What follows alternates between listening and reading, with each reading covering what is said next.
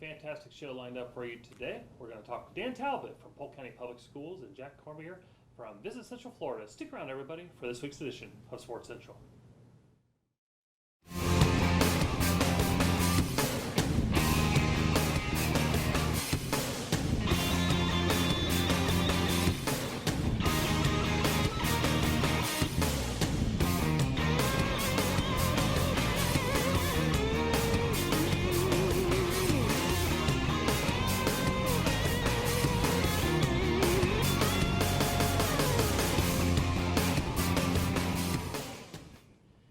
Welcome back to Sports Central. Neal Duncan alongside Hank Longo, and very well dressed Hank Longo. Well, so, I didn't get the memo. What's that? Well, I gave up a long time ago of trying to stay in the same class as you when it comes to attire. So looking very, very nice, sir. I'm just happy to be back in the studio. I know 2 weeks ago. It's been a while. You've been on the show. And you were here to host the first in-studio show in quite a while. Obviously, COVID-19 and everything that's been going on.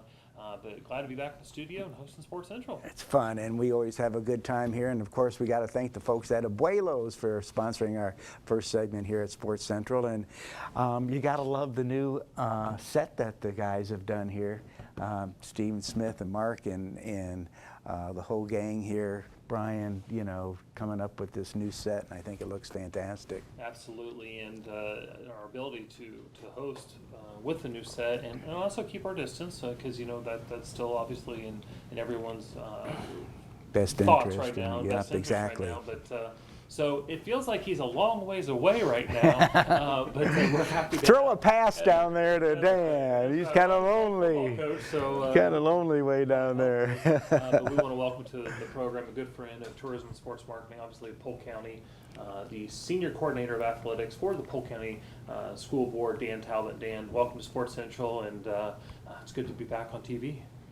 It's great not to be on a Zoom call. So exactly. Even though I am far away, I'm excited to be here, and always a pleasure to be here. Yeah, your mic's muted. You know, no, I'm just kidding. You know, turn off the mic. Turn off the mic. So much has happened since the last time.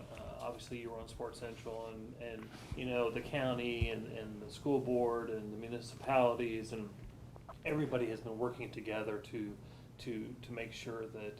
Not only students going back to school, but employees going back to work and all those things. We'll get into that a little bit later, but some new information coming out of FHSAA that kind of is in the wheelhouse of Polk County high schools. And I guess the first thing I'll start with is girls wrestling added as an FHSAA sanctioned championship sport. Talk to us about that. Yeah, so the FSA approved, and they were actually looking to approve it for this school year, but a lot of us felt like, you know, we need a year to kind of plan. When you add a sport in June, it's very difficult for administrators to go out and secure supplements and find coaches. So, you know, you're going to have girls wrestling as a division in the school year 21-22. Now, in Polk County, we have a tremendous amount of females already wrestling and competing with the boys, and there's a kind of an unofficial state championship for the girls, but now I think it's a great opportunity for our female student athletes to be recognized, have their own division at the state championship, and the great thing about it is the infrastructure for girls wrestling we already have. We have the coaches, we already have female student athletes participating, we have wrestling rooms, we have singlets, we have everything that we need, and we have a year to see, hopefully we can't, you know, secure the supplements to have our head coaches and assistant coaches for the girls division. Well, when you have, you know, you have the girls wrestling now, which I think is admirable that they get in there and, you know, just slug it out with the guys, but it's going to give you the ability to, I think there's probably a lot of talented girls out there that do want to wrestle, and those gals are going to be able to now say, okay, I'm going to get in this now because it's all girls. And that's exactly what we said. You have those pioneers that will go out and wrestle with the boys and don't have a care in the world. But how many girls are interested in the sport that just are intimidated to go out there because it is a male-dominated sport? So to have their own division, to give them their own piece is going to be exciting to see, because we do have a lot of girls that over the years that have participated in wrestling, and now to have their own division, we're pretty excited about that.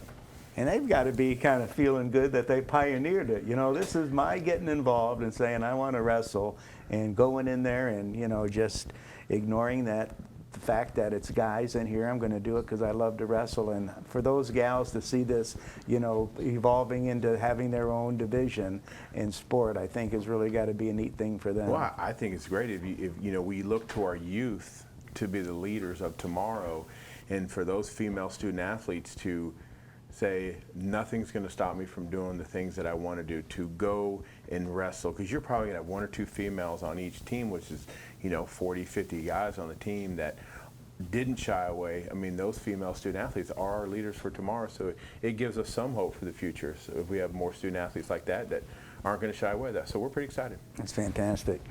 Yeah, absolutely. And beach volleyball.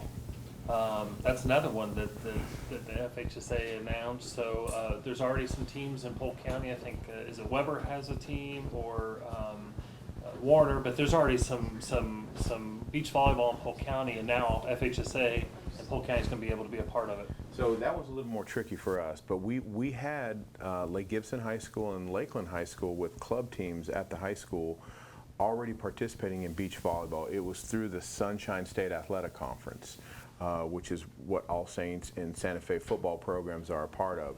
So the Sunshine State Athletic Conference allowed those 2 high schools to participate through the Sunshine State Athletic Conference. It wasn't recognized as an FHA sport, so we're allowed to do that. Beach volleyball obviously poses a few more issues because of facilities.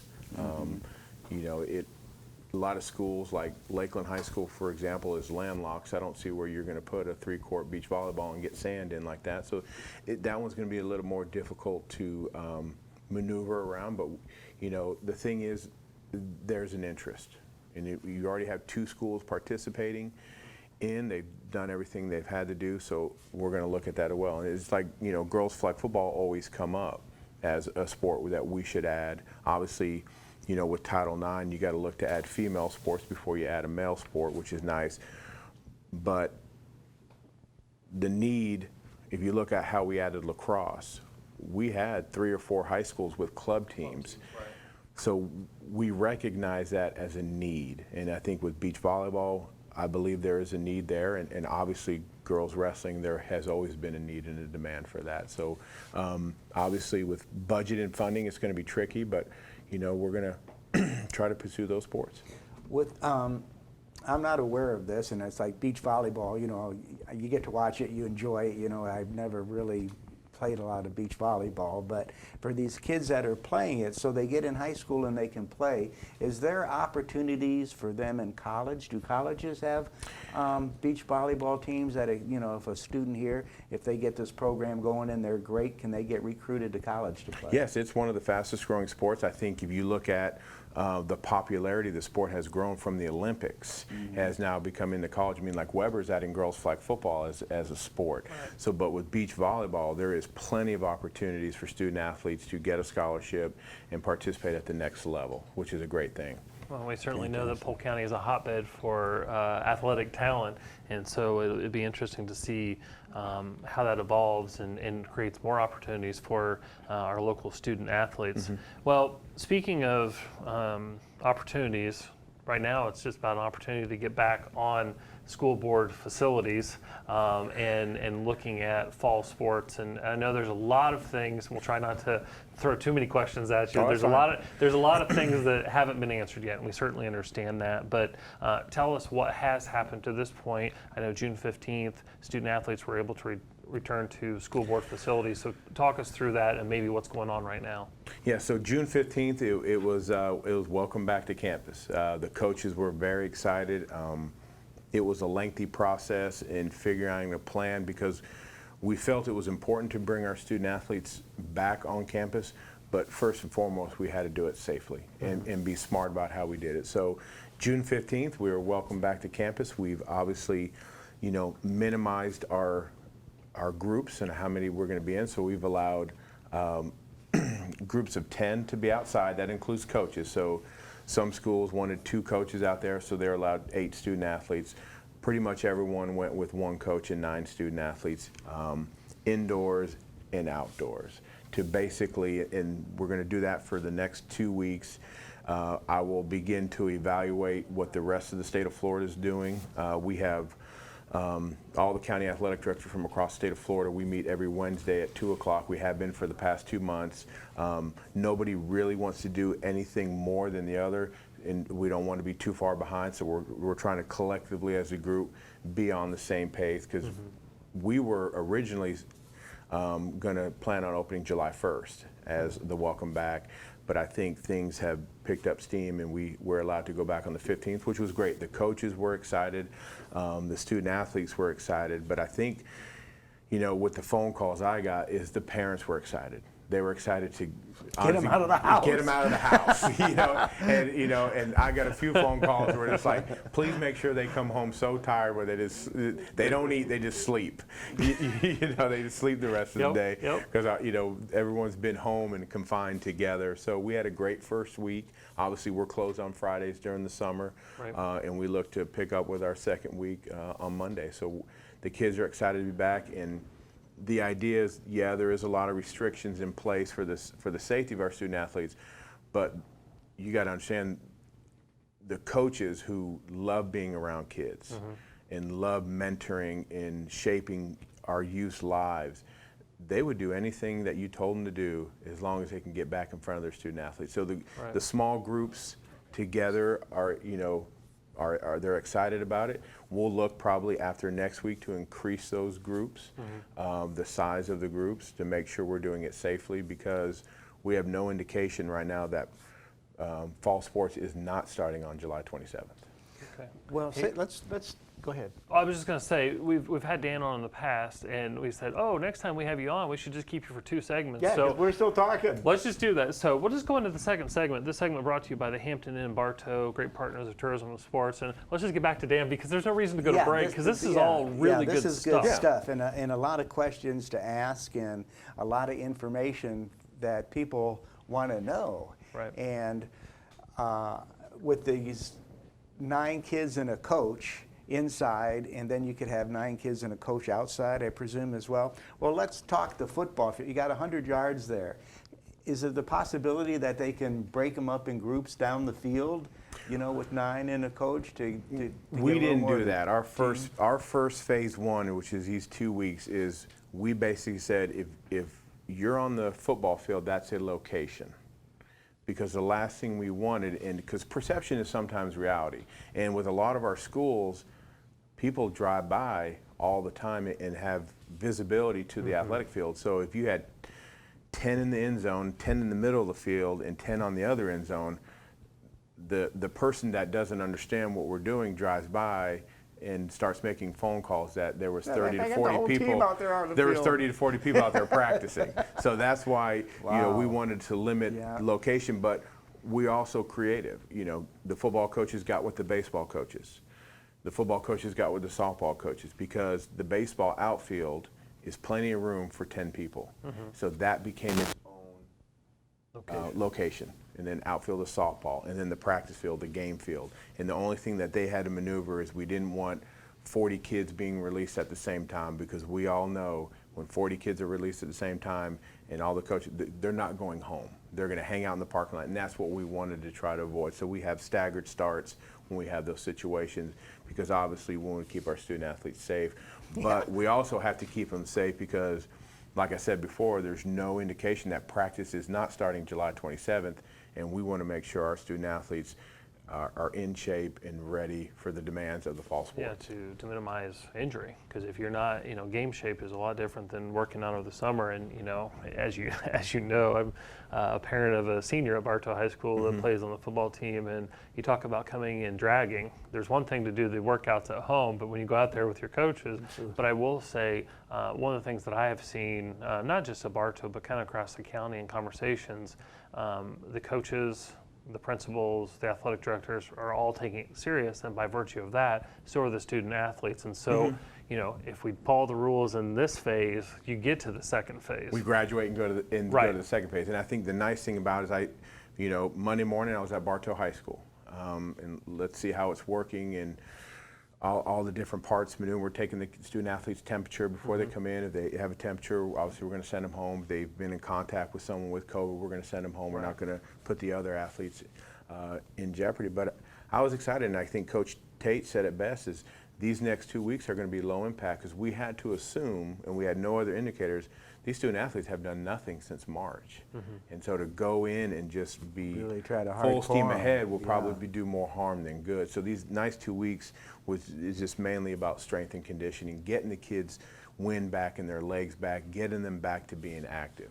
Well, and I'm sorry, Hank, I was going to say the some sense of normalcy for them, getting back to something, because we know the stress that the situation has put on everyone, giving them an outlet to go there and be around their coaches and stuff. And we've long talked about the positive impact of sports. I think that's even to the 10th degree now, from being able to get out of the house and be a participant in something. Well, if you look at the state of our societies and right now with some other things that are going on, getting our student athletes. I was fortunate where I was raised in a locker room and around all different varieties of athletes, and they were my brothers, and we have a special bond. I look at all my college teammates we keep in contact with, we have special.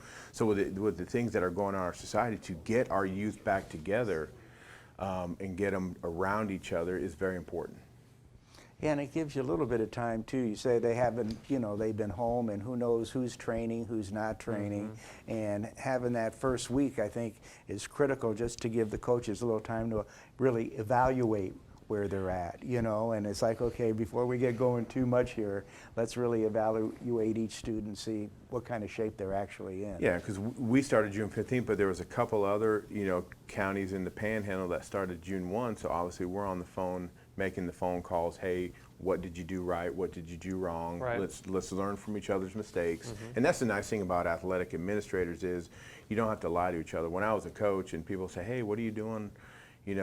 I'm not going to tell you exactly what I was doing as a coach, because I didn't want you to come back and use it and beat me. But now that you're an athletic administrator, you're helping each other. It's a little bit different. I always tell people, I don't coach you. I don't have to lie anymore. I'm not a coach. I can actually tell the truth and help people. Yeah. But as a coach, you're like, yeah, we're kind of the same. We're not really doing anything different. We found I'm out like, if we let the punter pass every time, we were winning more games. So- Hey, yeah, we need to try that. But what we found out is everyone had these 2-hour immaculate workout sessions planned, and after 30 minutes, the kids were just gassed. Yeah. So we wanted to make sure that these 2 weeks for us were low impact conditioning, get them active, get them moving, and then we'll progress as we go. What's funny that you mentioned that, because I had many conversations over the last however many months with my son. You might think you're working hard, but are you working as hard as if you were at the weight room? Because working hard individually versus working hard with Coach Tate right there, those are two different things. Yeah, it's like I always tell people, my son or daughter's got a personal trainer. I'm like, well, you got to keep in mind that you're paying that personal trainer, so there's going to be some sort of happiness Comfort because level. they want you to come back. Their livelihood's dependent on it. Right. A coach's job is to push you beyond what you think you can go and make you a better person for it. So, what sports are actually going to take place in the fall? You've got football. Is it just football, or? No, right now, all fall sports. So we got cross country, boys and girls golf, volleyball, swimming, and football. Ours all slated to start July 27th. As of right now. As of right You've now. got to have Right. these plans for each one of the sports. The information that we have right now is all fall sports are starting July 27th. Now, there has been a FHA task force that has been put together on how that's going to look. Obviously, because I told this to coaches, just because fall sports starts in Florida on July 27th, social distancing doesn't go away. Yeah, so what's going to happen in the stadiums with this? We got to look at that. We've got some guidelines from the Department of Education that we should consider. A majority of it's consulting with our local health department. Obviously, we got to look at, do we want to have our stadiums at 50% capacity? One of the recommendations is any adults that come in direct contact with the student athletes. So if you take football, the guys running the chain crew on the sideline, the officials, we're going to do temperature check, look at doing temperature checks on those individuals that are coming in, and we're going to have to do a better job of, because you can go to any football stadium in Polk County, it's different everywhere, of who lets who on the sideline. So that's one of the things we have to get under control, is limiting restricting the access to the normal people that normally would be on And the sideline. identifying them all. And identifying them all. Yeah, So, wow. so we have a big challenge ahead, but the nice thing is there's a task force that has been set and to kind of get everyone on the same page. Well, and again, as we talked early on, with everything COVID-19, it's a learn as you go type thing, and I think that falls in the same, even though we say, yeah, it looks like we're going, even if they decide to go, there might be things aren't going to look the same for a little while, and that's whether it's volleyball or football, or but just the fact of that we're having the conversations of getting there is certainly exciting. Well, I agree exactly, because if we were in April, I think this conversation would be a lot different on how Sure. sports. So just the fact that we have student athletes back on campus is a positive, and the fact that we are talking about, hey, we're going to have sports, we're going to have school. Do we have the plan of what that's going to look like yet? No, but we will have that in place, and obviously, whether it's the reopening of school and the reopening of sports, the safety of the students is going to be the first key and priority. Well, and speaking of safety, I know the FHSA came out with some new heat safety measures that whenever sports resume, that they need to be in place. Just real quick, we've got a couple of minutes. If you'll talk to us about those. So it's the Zachary Martin Act, and an unfortunate situation happened with Zachary Martin. He passed away due to heat stress illness. So very unfortunate.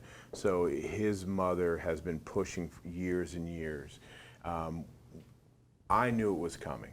So the planning stages for us in Polk County wasn't as significant to others. I mean, we started the cold water immersion tub last year in anticipation that it was going to be state law. It's not state law yet, but it's on the governor's desk. He's going to sign it. It's passed everything. It's just we're waiting on him to sign it. And what is that? So basically, every school, whether it's a workout, whether it's a game, contest, a get-together, a try, if there's any kind of organizational meeting among student athletes, you basically have to get a temperature reading outside, and it's not the normal temperature, and that's the biggest confusing part of it. Everyone's like, they look at the sheet and says 92.1. If it's over 92.1, I'm not allowed outside. Well, every football coach is like, it's 95 in August every day. We're never going to be able to go outside. It's an ambient temperature. It takes basically the wind, the sun, the humidity, the temperature, the cloud coverage, and you get this basically heat stress temperature. I've been monitoring it all summer. One day it was 95 degrees at my house, but the wet bulb globe was 83. So we have different levels. So once that heat index, it's not even a heat index, but once that wet bulb globe temperature is a certain degrees, then we have restrictions. And obviously the easiest one is allowing 3 4-minute water breaks. You get to a different threshold, you have 4 4-minute water breaks, and then as the temperature increases, you have a 2-hour maximum you can be outside to participate. Then you get to where you can only be outside for an hour, but you're not allowed to wear any equipment, you're not allowed to condition, and then if it's over 92.1 with the wet bulb globe, you have to do all activities indoors. You have to have cold water immersion tubs set up with water, so if a student athlete shows signs of heat illness, we're going to cool first, transport second. So we're going to put that student athlete into we have these 150-gallon cow tubs that Full of ice and water? Well, it's going to be full of water. We'll have ice on the side. Ace Hardware worked a deal with us with the school board last year for those, so we appreciate Ace Hardware here in Bartow helping us out.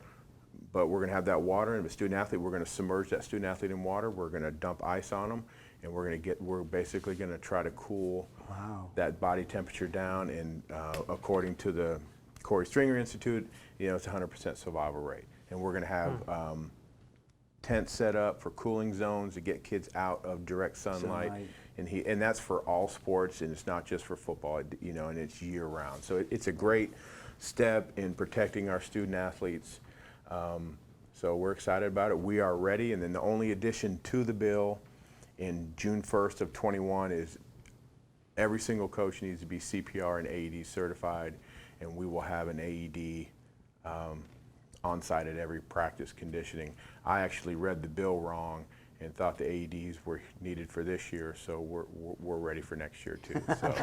So it was one of those good mistakes you made. Yeah. So Err on the side of caution. we're ready in Polk County. We're going to start having trainings next week with our athletic directors. We have a system that's going to monitor the wet bulb globe temperature for us. We do have a physical thermometer where we can go outside and take the temperature reading, but we have a system that monitors each of our locations. The athletic directors and the coaches will receive a text message for those different thresholds of temperature. So, and it's one of those things where if the unfortunate situation happens, because it's not going to be monitored, it's one of those laws that it's going to be hard to police, but it's going to be one of those situations where schools are going to police it themselves, and the parents are going to. It's just like the contact rule. Right. You can only have so many minutes of contact within a practice, and usually how we hear about those violations come within the school. So, but we're excited. We're Polk County Athletics. We're ready for the Zachary Martin Act. We feel good about it, and we think it's just another step to protecting our student athletes, which is the most important thing. Well, that's fantastic, and Dan, thanks so much. I guess 2 segments went by really fast, so next time you come on, we'll just have you for the whole show, but a lot of great information That's there. fine. I just hope we're recapping how our student athletes did in the fall season. There you go. There you go. Well, thank you so much, and we appreciate your partnership, not only with everything you do with the school board, but how you assist Polk County sports marketing and the events and safety and protocols and all those. So thank you for that. Thank you. Appreciate it. All right. Well, we were going to go to break, and this one hurts a little bit. Recently, June 6th, Polk County lost one of its greats. Ken Riley was a staple at Union Academy as well as FAMU, and then a legend in the NFL. Should be in the Hall of Fame, but it hasn't. But suddenly passed away. This individual gave back so much to Polk County. So he's a member of the Polk County Sports Hall of Fame, and I think College Football Hall of Fame. So many halls of fame, but he was a better person than he was an athlete. So we're going to look at this tribute to Ken Riley, and Hank and Neal will be right back here on Sports Central.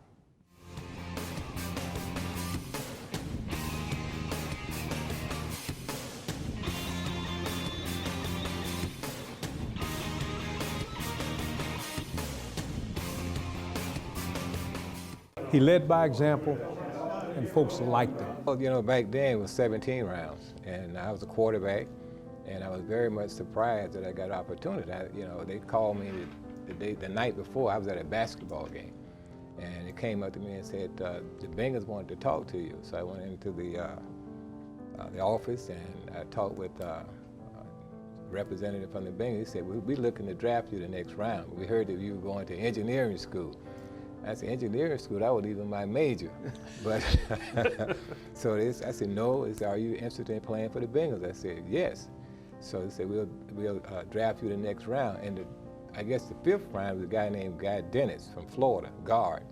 He was drafted in the next round. They drafted me, and I became a Bengal. When they drafted me, they had like wide receiver / quarterback / defensive back / so I was one of the first slashes to come out. You should see my garage. It is loaded with just going around the country playing golf, raising funds to help other people. And believe me, when Ken called me and said, I need you, I said, I'll be there. And that's why I'm here, because a lot of people need our help. So we said, well, why not raise funds for the technical school? Matter of fact, I was at a meeting yesterday at Travis, and on the SAC, they had an advisory council. And we talked about these things. They had some young people there, a young lady who was she had about 2 kids or something, but she went on for LPN, and she got a degree, and she said she was doing very, very well. And this is what we are trying to address. Those kids who may not want to go to higher education but need a skill, because once they leave, you still have to make a living for yourself. And I know there's a lot of people who don't have higher education degrees are doing very, very well. There's plumbers, electricians, air conditioning, you name it. And that's what we are trying to address at this time. But today we're out here for the Ken Riley Foundation, and Ken gave me a personal phone call. We had met at the Larry Little Foundation tournament down in Miami, and he thought I'd be a fun fit to help raise some money for his foundation here in Lakeland. So he's doing good things for the community. Try to go out and help kids that maybe not going to higher education, but still want to get some type of training to help them be great citizens and be able to work in the workforce. So we've been concentrating a lot on the technical side of it. Last night we had representatives from Travis Technical School, Ridge Technical School, and also Gulfs Academy, which is a high school program designed to help those kids who may have had some problems or issues in the regular high school classes, and to give them an opportunity to come and get their degree. So we're not only doing things there. I go back to my alma mater, Florida University. We can help with scholarships there in higher education, also at the Union Academy High School. We also help with giving kids scholarships to go to school. So it's a great thing, and this is the 4th year we've been doing it. This is the largest crowd that we've had, especially with the golf tournament. And last night we had some celebrities. Every year people come back and see some of the celebrities. This year we brought in Sam Jones, basketball player for the Boston Celtics, and he was here, and with all the other celebrities that we have coming in. It was a great event, and the foundation is designed to help those kids get an education, some type of skill to help them further in their careers and in their life. You know, I mean, it's something that they can use his name. And speaking of Ken, let me say this about him. I think he's the 3rd leading interceptor in the National Football League. And I was shocked to hear that. And I played with him, but I never put it together because people with those kind of numbers are Hall of Famers. So, you know, he's one of those guys, when I heard about him, I'm saying, why is he not in here? Okay, so first I like to say that about him, and then to use that energy to put into this charity to help other people, and my understanding is this is his hometown, right? He's from this area. I gotta take my hat off to him. It's a plus. It's a plus. It's a brotherhood, and we called upon each other to come and help. I go to Larry Little's tournament. Lawrence is just left here. If he has a tournament, I come. A lot of times I might not play golf, but I may be the 4th guy. I like to putt, but we support each other for a good need and for a good cause. And every year it gets better and better. And I'm just happy that these guys will come back and people get a chance to see them as normal people just like they are. They just they were blessed with a skill. They went out and took advantage of it. But you always want to do something to help your friends. And when you know they're doing something good, they're doing something for others, then you want to be right there. And Ken Riley has always been an exemplary leader for us during my time with the Bengals. I mean, he was a guy that we all looked up to, and he did just a wonderful job of leading.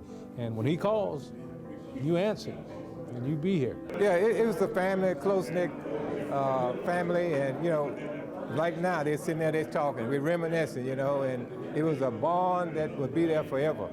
And, you know, back during the day, we played not so much for the money, we played because we loved the game.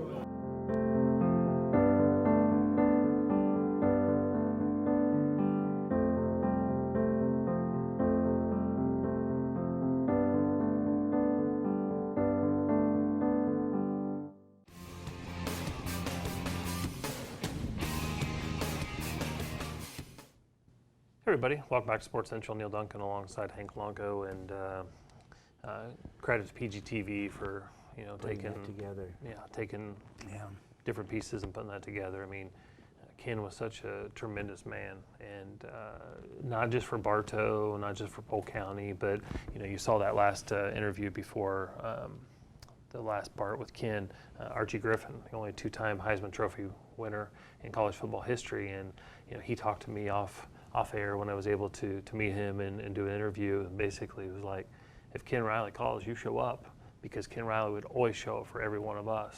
And you look at the foundation and what they were doing with the foundation. He was trying to generate revenue for all students, whether they want to go to a 4-year college, whether they want to go directly into a trade school. Didn't matter. His mission was just become a productive member of society, no matter what you have interest in or want to do. But again, thoughts and prayers to Ken's family, and he'll certainly be missed. And he was a pillar of the Polk County community. Definitely. Well, it's never easy to transition from something like that. And as we go into our third segment here, we want to thank the Country Club of Winter Haven, a great partner of tourism and sports marketing. But there's so many outstanding locations, and as we're dealing with COVID-19 and so many open spaces in Polk County. I know a couple weeks ago you guys had Chris Caprios on from Visit Central Florida talking about how these things are really in Polk County's wheelhouse because of the large area that Polk County covers, and the nature and the outdoor resources and the lakes and all these things that we have in Polk County. So recently, a pretty neat project was started called the Polk Experience, and you have Kevin Smith and Jack Cormier co-hosting it and going around Polk County and experiencing different things in Polk County. So we're going to welcome Jack to the program. Thanks for coming on Sports Central. Thank you for having me here. Yeah. And Kevin's really the host. Yeah. I mean, I always tell people, not only do I have a face for radio, but I have a voice for silent movies. So I try to let Kevin do all the talking. So what are you even there for? Yeah. I mean, So why are you somebody- here? Yeah. you carry needs around the equipment or Somebody something? needs to know how to use the equipment. Well, so there we go. You know, and we actually had Kevin on the radio version of Sports Central a couple weeks ago talking about the Polk Experience. And what I think is neat about it is, obviously you have a long history. You were in media. Kevin has a long career in sports and sports tourism.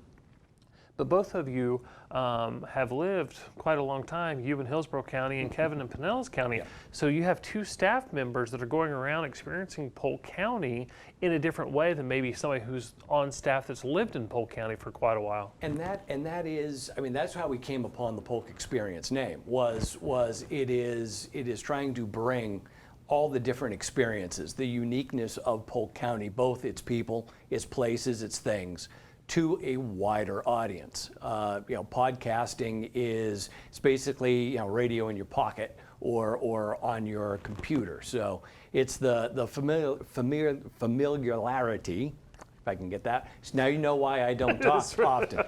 It's to get that part and the coziness of a comfortable chat in your ears about something about Polk. And it's not a new way to communicate, but it is a very growing, popular way to communicate, especially among key demographics, younger demographics, professionals. And we thought this would be a great way to market Polk County. So as you've been out there doing it, what have you found in Polk County that you weren't aware of? Have you run into any of those nuggets that you found that you didn't really know existed? Back to Ken Riley. We put one together yesterday that should be ready to air today, where we talked to his brother-in-law and city commissioner Leo Longsworth, and it was a great way to reach into a community that honestly I'm aware of it, having worked here for these years and all, but hear more about Union Academy, more about Ken. More about what that community, what he meant to that community, and how he had reached out with his Unity in the Community campaign to pull people together. It's stories like that you're not going to get. Every day. It's going to Ovations, talking to the owner there about his experience as a vet, what it means to be a first generation American and have your own business, what it means to his mother, that her sons have these 3 outlets in Polk County. It's stories like that. These are great stories that are able to be shared that otherwise really aren't. Yeah.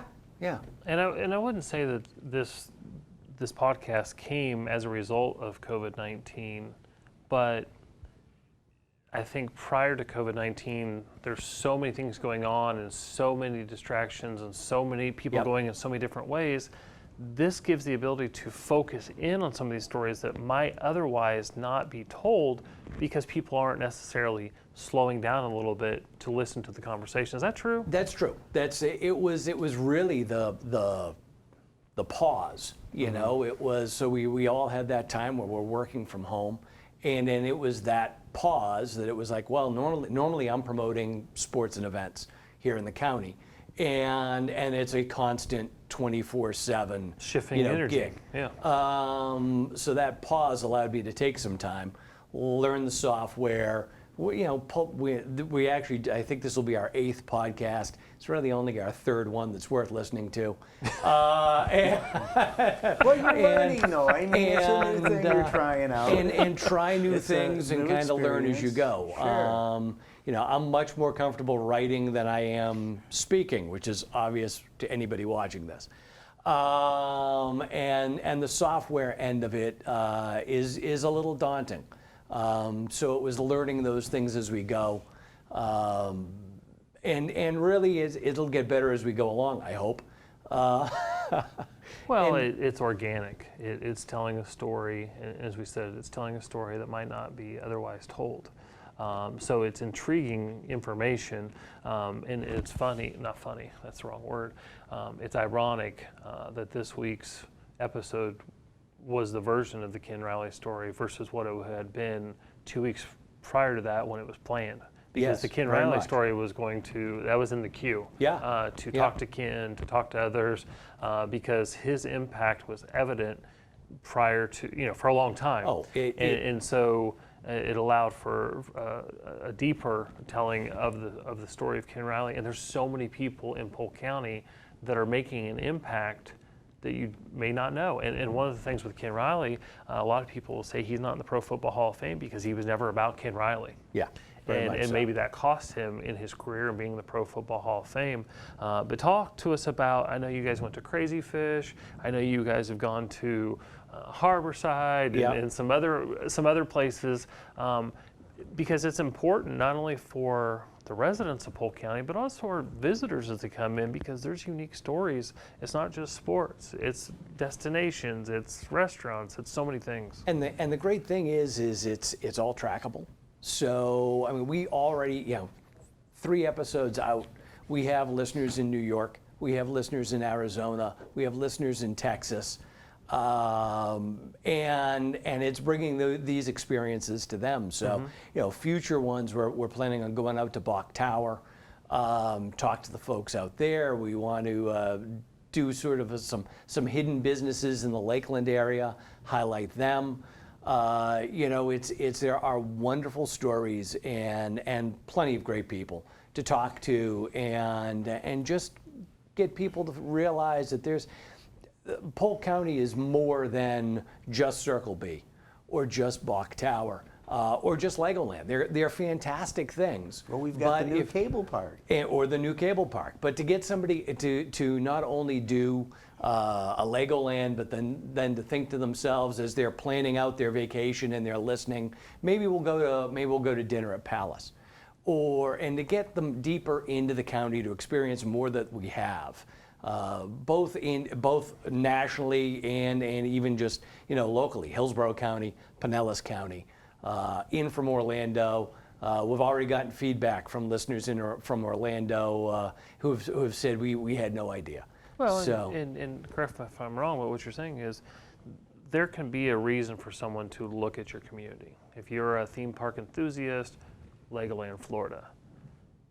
But then it's selling them on all the other things. They may not know that Circle B exists, but maybe they're a theme park enthusiast, but then they're like, wow, that big alligator I saw on TV, that was there? That was there. And telling those stories. In younger travelers, demographic-wise, as we do studies, are looking for experiences. Right. They're looking for something different.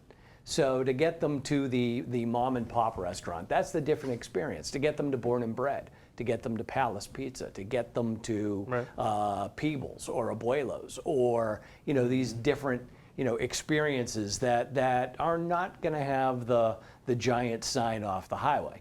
There's nothing wrong with the businesses that have the giant sign off the highway. We would like to pull people in a little bit deeper to really experience Polk. Well, and that's economic impact, which turns into jobs, which turns into, all the things we've talked about for many, many years with tourism and sports tourism. And return visitors. Right. It's to realize that a little slice of hometown, the friendliness, the warmth, that's what makes Polk County special, and to make that connection. So what are some of the places you're thinking of in the future? You list it. We've gone through a few of them already. The cable park is on the list. Of everything that Kevin has done, he has not water skied. Oh, boy. So hold on. So It's going to be the Polk Experience. We're going to have it for the podcast, but maybe we should get the PGTV crew out there to do a segment of Kevin getting pulled Kevin on around. yeah. I didn't say wakeboarding. I said getting pulled around. 13 dragged around. Yeah, 13 and a half foot on Mr. Smith. So he doesn't need the skis. We'll just let him out. Well, that's funny. Well, Jack, we thank you so much, and it really is a neat thing. It's a different way, and again, podcasts aren't anything new, but it's another way for Polk County to kind of send the message out of, as people were looking for content during the COVID-19 shutdown, if you will, being a part of that and making sure that Polk County was top of mind, I think obviously was very important. So we thank you and we thank Kevin for doing that. Thank you. All right. Well, with that, we're going to go to break, and we talked about our open spaces and opportunities for things that offer social distancing naturally. Paddleboarding right here in Polk County, the Channel Lakes and some other places. So take a look at some of this from Paddleboard Winter Haven, and we'll be right back here on Sports Central.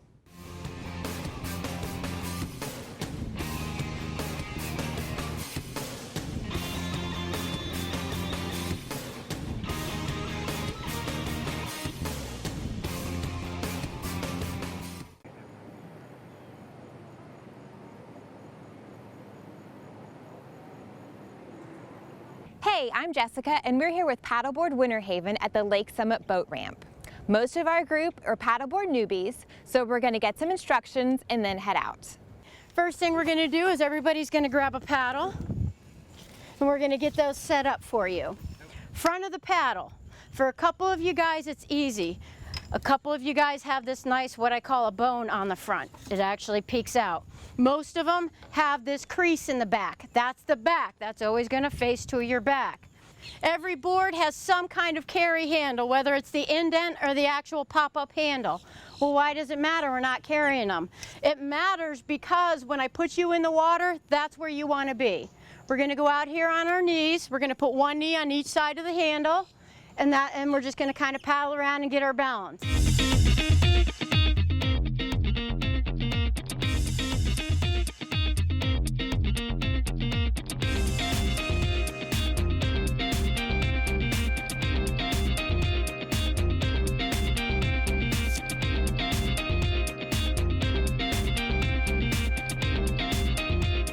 Being that it was my first time, I figured I'd try something new, and it was definitely fun. At some points, it's definitely difficult to stay balanced, but Cammie's a great instructor. She's very thorough. She's been doing it for a long time, so we had some fun, and it can be difficult, but you figure it out after a few minutes. I would definitely do it again. It was a great experience.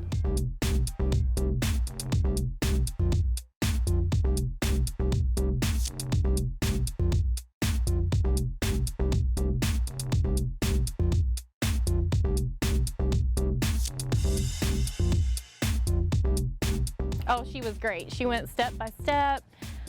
If we had any questions, she covered them. She was really good. The paddleboards are big, so your center of gravity is good. So it was a lot easier than I thought it was going to be. I was excited to do it, and once I got going, it was even more fun because I could do it.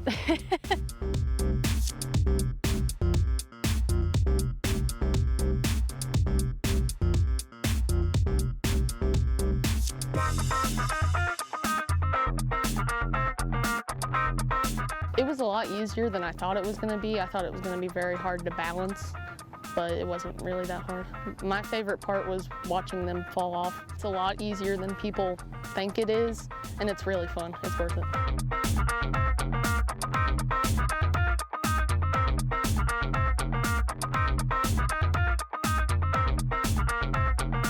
This actually was my first time paddleboarding. I was a little afraid that I wasn't going to be able to balance, but it ended up being pretty easy for me. I would definitely paddleboard again. It's a blast.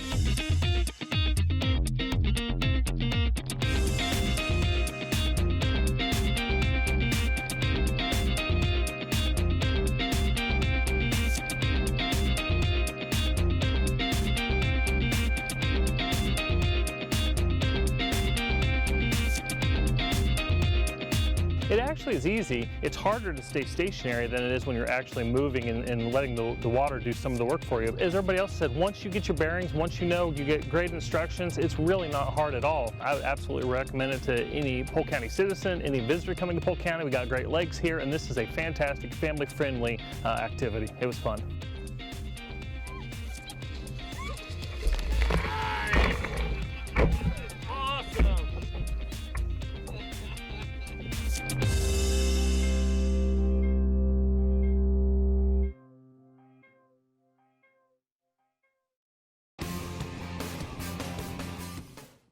Everybody, welcome back to Sports Central. Neal Duncan alongside Hank Longo, and boy, what an adventure that seemed to be like for you, whole family out there. Oh, how'd you do? Did you feel good on that? Well, the beautiful thing about TV is they can edit things. So you never saw me falling. Now Ryan Ritchie, on the other hand, I think he spent more time in the water than he did on the board. But so your son went from what little size there to now he's what, 6'3", 230? Yeah, he's a little bit younger back then. But real quick before we forget, we want to thank our fourth and final segment sponsor, Holiday Inn Winter Haven, a great partner. Of course, that video we just saw from Paddleboard Winter Haven over there on the chain. We talk about things right now, getting out, being active. Certainly fishing, paddleboarding, things like that, canoeing, kayaking, all those things. Water skiing. Yeah. Wow. Oh, gee. Social distance, I can't 75 believe feet that you brought up water skiing, Mr. Longo. I mean, it's been your Well, whole life. But you talk about that, the Elite Cable Park over in Auburndale on Denton Avenue. The beautiful thing about that, and we kind of revisit this conversation, you don't have to have a boat. You don't have to own a boat. And even if you do, you can go over there and you can train. But they have the Get Up Guarantee, where they can teach you how to wakeboard and how to use the cable system over there. And it's fantastic. And they've been very busy, which is great to see. They were packed over the weekend, and I've been out there a few times this week, and they've had a bunch of kids. They've got a camp going on this summer.